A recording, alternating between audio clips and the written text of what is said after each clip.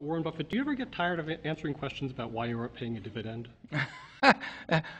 No, not really. I mean, we've explained it in the annual report, and I may, considering the number of times I got asked it, I may write about it again in the annual report next year. But in the end, the people that are our owners are entitled to ask about anything that's on their mind. So we in no way attempt to censor any questions at the annual meeting, and we go on for hours. And if that's on their mind, that's what we should answer. Do you take that to mean anything about what people are thinking about the frustration with the investment environment, things like that? I mean, what does that say to you? No, it just means that some people would probably like to get a dividend, but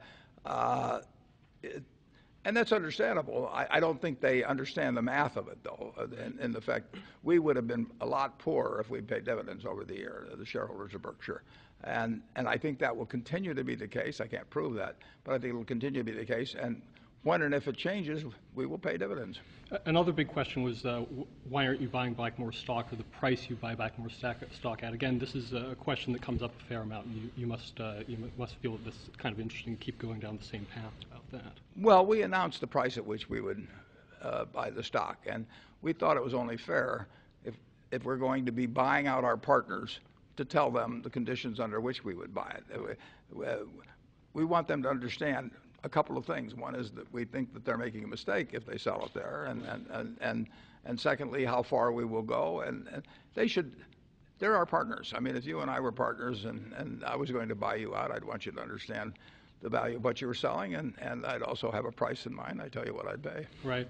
One of the big questions that underlies both of those is the amount of cash you have. Is it possible that you'll end up with too much cash and you'll end up just saying we have to do something with this? I mean, do you worry about that? Well, we had cash well into the 40 billions, right. And we managed to find things to do with it. We bought the Burlington. That cost us a lot of money. We bought things in fall of 2008. We bought 11 billion worth of IBM last year. So generally speaking, we find it, but it's not on an even basis, week by week or month by month. I mean, right.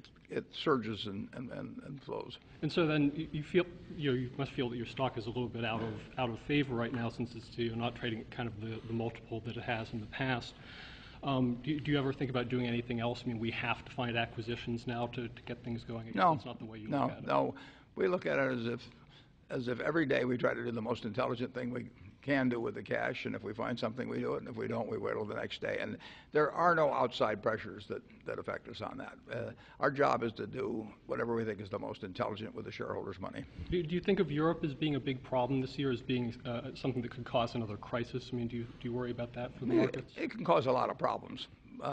Whether it does or not, I don't know. But I mean, it's certainly an economy as big as the European economy. It caused a lot of disruptions, and I hope it doesn't, but they have not resolved their problems yet. Right. And also, people talk about China. For instance, if China had a quick, a very fast, sudden stop in their economic growth. I mean, do you worry about that? No, it'll happen. In the next 50 years, I'll guarantee you, China will have booms and busts and all kinds of things. They're going to do very well over time. But just as we have had.